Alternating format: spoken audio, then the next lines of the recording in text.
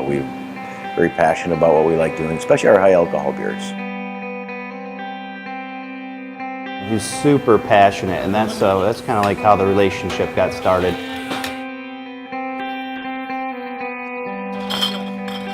Hi, my name is Tony Batu, and I'm from the Wine Garden. When we wanted to make an American Imperial Stout aged in bourbon barrels, we couldn't think of any better brewing company other than Coonan Brewing Company. Over the last few years in business, I've been going to Buffalo Trace Distilling Company, selecting barrels of bourbon for the Wine Garden. I stayed persistent, came back again and again, and finally we put an Imperial Stout in our bourbon barrels, and we'll age it for a year and a half. The beer has notes of dry dark cocoa, caramel vanilla, and finishes with espresso. Hi everybody, I'm Eric from Coonan Brewing Company, and this is Big Tony's Stout. Really interesting beer. The Buffalo Trace characteristics, I think, are really kind of what just put the highlight notes on this, because it, you've got an underlying from the base beer of dark chocolate that comes from like the carafa malts and the stuff that makes the base. But I think Tony really came through with getting some Buffalo Trace barrels.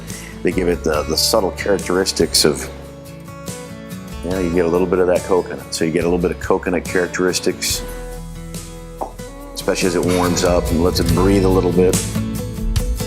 Beer in his barrels where they usually bourbon. That's the story behind it. Oh. Oh, so good.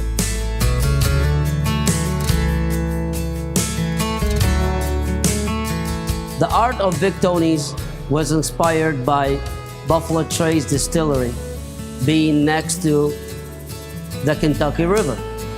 That's when those buffaloes will travel from one side of the river to the other. My name is Brett Coonan from Coonan Brewing Company.